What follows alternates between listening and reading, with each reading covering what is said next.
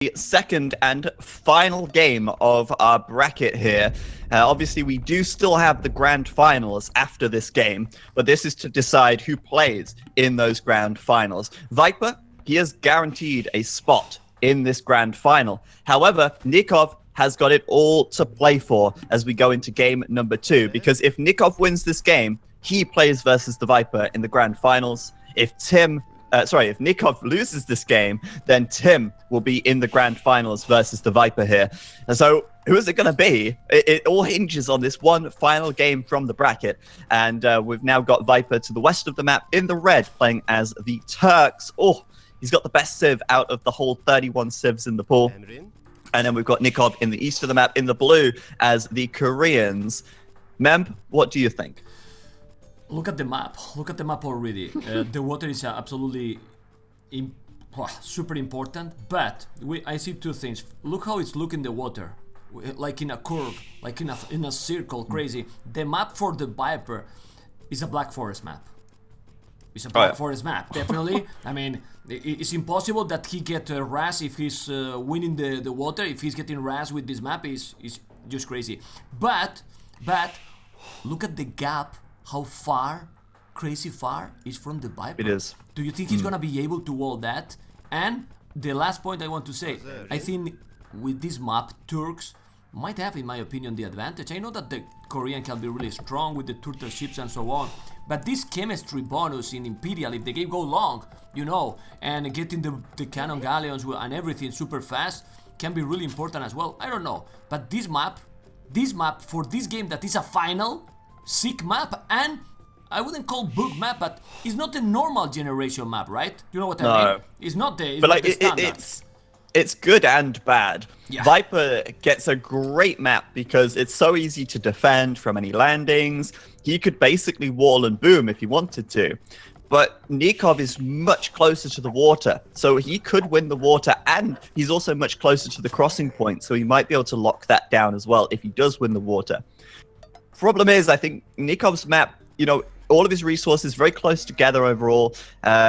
He doesn't have that much space. I think that's maybe the bigger issue. And also, VIPER, with his map hacks, since he's got the bigger side of the map, he actually has 2 extra gold mines. NICOV gets none. So NICOV has 3, VIPER has 5. And if you are the Turks, what is the one resource that you really want to lock down in the late game? It's gold, and VIPER's already got it on his side of the map. So ridiculous generation here, but you know, you have to deal with the hand that you are dealt, much like in life. Sometimes you get a bad hand, sometimes you get a good hand, but it's what you make of it that really matters at the end of the day.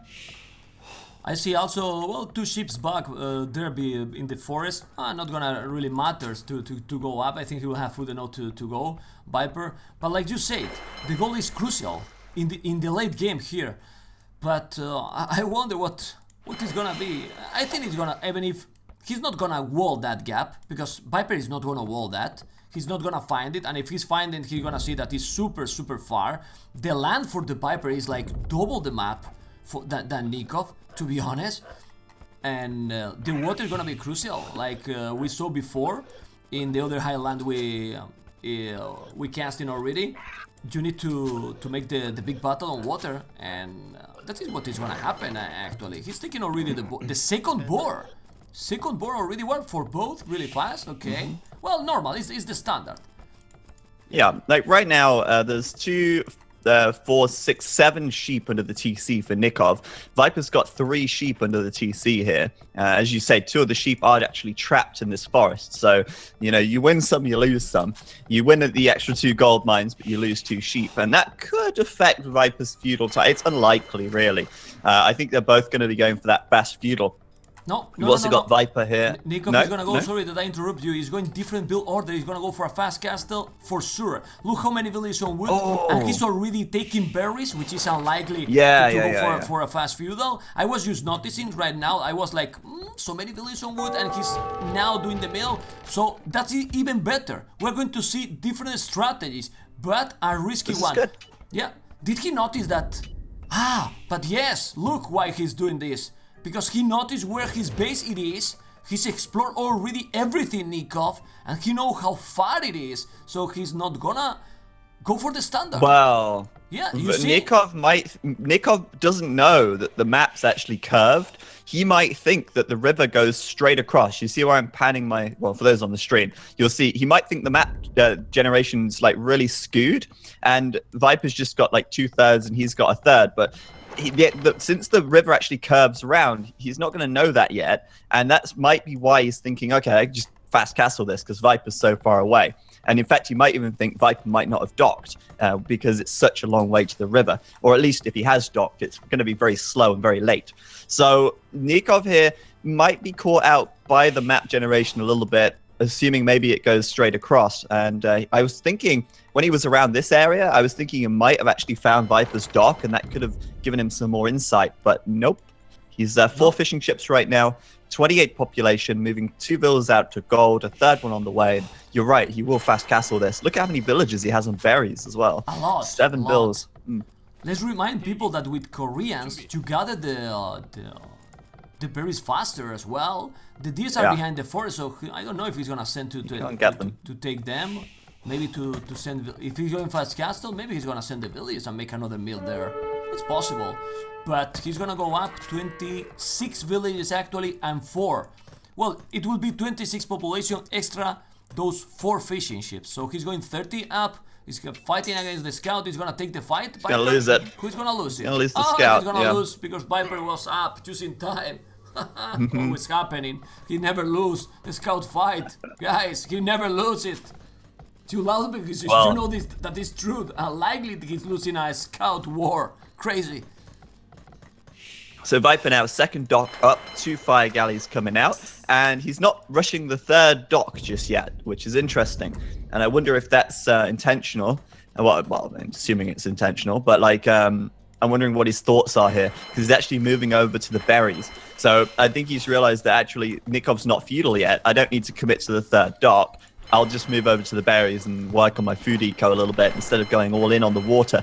So fishing ships being added in by Viper. Look at that foresight here to add the fish. He knows he's probably going to take the fish from NICOV. He knows that NICOV's not contesting the water. Immediately adding in the fishing ships to fish boom it up. Confidence, definitely confidence right there. Yeah, and look at NICOV. He's already walling his base. He's already walling his base. I don't know if that is even needed. I don't know if this is even needed. A landing. It's for a landing. He knows that Viper could land, so he wants to preemptively wall it while he fast castles. And I mean, at this point, okay, he'll lose the fish, which kind of sucks. But at the same time, they've kind of paid for themselves already. They've given him quite a lot of food extra, and he's already got nearly enough food to click to the castle age now as the market blacksmith comes up. The question is, what will NICOV do when he gets to the castle age? Will he try and retake the water? Will he try and go for something on the land? What do you think? We have to see how much units Viper is gonna make, because his Viper is actually not doing so many galleys, and he didn't notice all the pressure, but he's still doing so much galleys. Even if he want to try to go water, is he going to be able to go water? That's also another strong question, because might be unlikely. He won't have a free spot to make more docks. When he's gonna get all the efficiency back, he only missing 1. He can start to kill the dock maybe, or he's going now to, well, he's moving villages outside. He's trying to make another dock already in NICOV. Let's see. He's on the way to Castle Age. Gonna be fast. He's trying to move villagers to make another dock. But I don't know where he would build the dock. I mean, exactly. There's complicated, really complicated. Well, he's going for it. He's just going for it right there. He's like, all right, let's get the dock up. Actually, this is a good point. Viper doesn't have enough on the water to stop the docks right now. Yeah. He's not going to be able to stop these docks from coming up.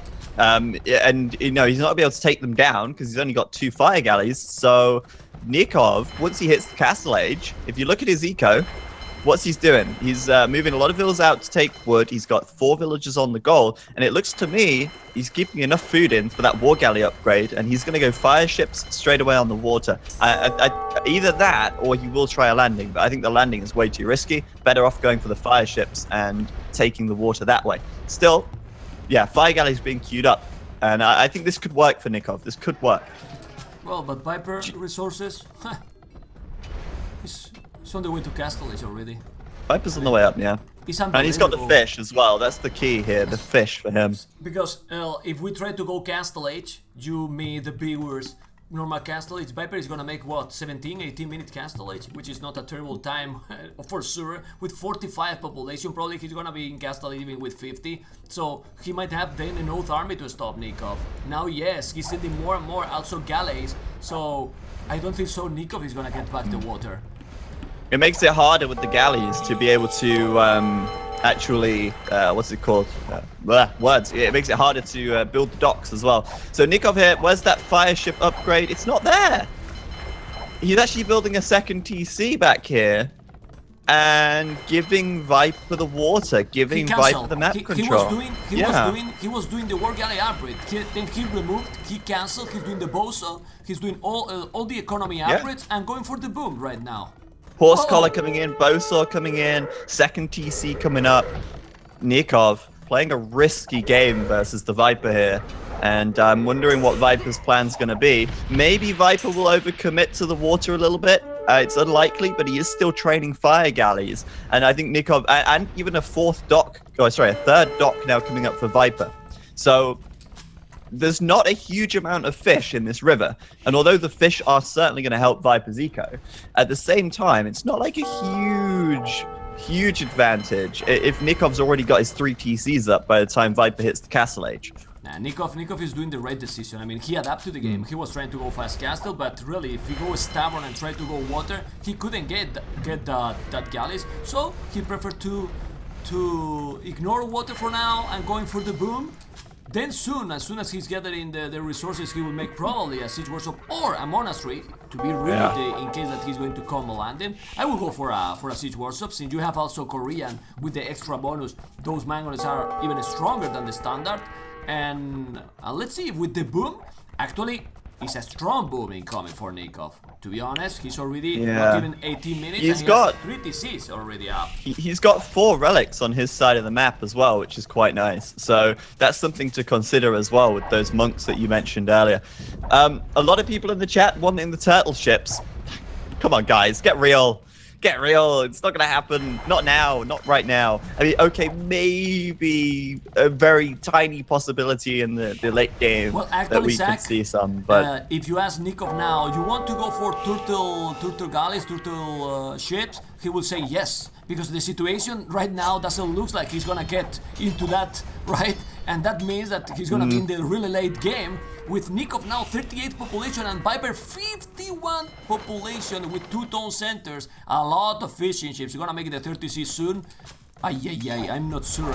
And if Viper managed to really, now he's gonna aggressive. I think he's sending 2 villages forward already. He's gonna go aggressive. Oh, he's gonna make a castle really soon. And the power of the Janissars, are raiding. Oh man, that can be really annoying. Wow, is Viper going to put an end to NICOV right here? NICOV, 3 TCs up, and as we say, going for a pretty heavy boom here. Getting housed, though. Oh, NICOV, the pressure starting to make NICOV crack. Getting housed at this stage is terrible. He definitely doesn't want that to happen. And yeah, Viper with the castle. Where will Viper build the castle, though? That's a question I want to see. Want to know the answer to, even. Maybe he'll build it on his side of the map and send the Janissaries across. Yep, he will build it on his side.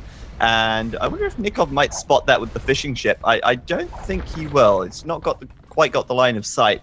But yeah, Viper here, building the castle. Janissaries, as you say, fantastic at raiding. They'll make mincemeat of these palisade walls, and they will basically 3-shot villagers, and NICOV will have no answer. But I'm assuming NICOV will have no answer, but he may have an answer by the time the Janissaries make it out. What? Siege, maybe? I mean, maybe he'll make a siege workshop or something. The siege, definitely going to be caught out by it. Yeah, Korean siege might be a good possibility, but for now, he doesn't have a siege workshop. I have the feeling that what he wants is to make a castle as soon as possible. He just switch. Well, he's adding a lot of villages on stone. The farming from NICOV is really strong. 53 population. Viper has 65. Actually, the difference is not great, but look, Viper resources. Hold up a minute. He's going fast in. He's going to Imperial because with Turks, you go fast Imperials and you are going to destroy. Bombard cannons, Janissaries, whatever, yeah. Well, just with the Janissars. Viper does this a lot, actually, with when he's in a position where his opponent's turtling like this, and like we saw it in the game versus Tato, where Tato walled him in as Incas. He just fast Imperials. And it's like, okay, well, I'll just go Imperial then. You get to the Castle Age with first. 2-tone center, Zach. Yeah. With Chinese walls, I get to the Imperial Age first. Yeah. Exactly, yeah, it was, yeah, same thing. Obviously, with the Turks, that's super strong. Turks have the gold gathering bonus, so they gather gold faster. That's a nice bonus to have in this situation. And secondly, as we said before, free chemistry means he needs a siege workshop, and he's pumping out bombard cannons. NICOV, though, has got the siege workshop coming up, but he's not going to be prepared for this Imperial Age, I don't think. But hey, we might be wrong. We might be wrong, and he might have some kind of hold left in him here. Well, sometimes the statistics it doesn't make the real game, but here we only can say that NICOV has 63 population, right? Great booming coming, all right, but VIPER has 69, and he's on the way to Imperial. I mean, he's going to Imperial with more population than NICOV, thanks to that water. He has on water 12 fishing ships, 12 fishing ships, adding also 9 farmers, getting now, well, he's doing also a monk, getting the relic, he's just playing absolutely perfect, and doing Janissars. He's gonna have the siege workshop up to make cannons. How to stop that? Even if he has a tower that is crazy, those Korean towers, and the siege workshop, that's almost impossible for NICOV to stop that. Not versus the bombard towers, even versus the Janissaries. They killed the mangonels very quickly because they outranged them. 8 range versus 7, and they hit really hard as well. So the armor of the mangonel does very little. But still, the Janissaries coming forward. NICOV's going to see that, and he knows that VIPER's got the Janissaries. He probably knows that VIPER's heading up to the Imperial Age as well. I think NICOV's probably got a hunch what's going on. But NICOV, in the meantime, bear in mind, VIPER, while he's upgrading to the Imperial Age, only 1 TC is making villagers, whereas NICOV has all 3 making vills. Well, they should be making vills. He's actually got a really big eco, and NICOV's going to be hitting the Imperial Age very soon as well. By very soon, maybe by like 27 minutes or something, if he uses his market a little bit. NICOV's grabbing the relics as well. The Janissaries are in, though, and scrap the castle. That's not going to be a possibility now. He has to build defensive guard towers, and thankfully for him, his guard towers do have fantastic range, thanks to the Korean bonuses there.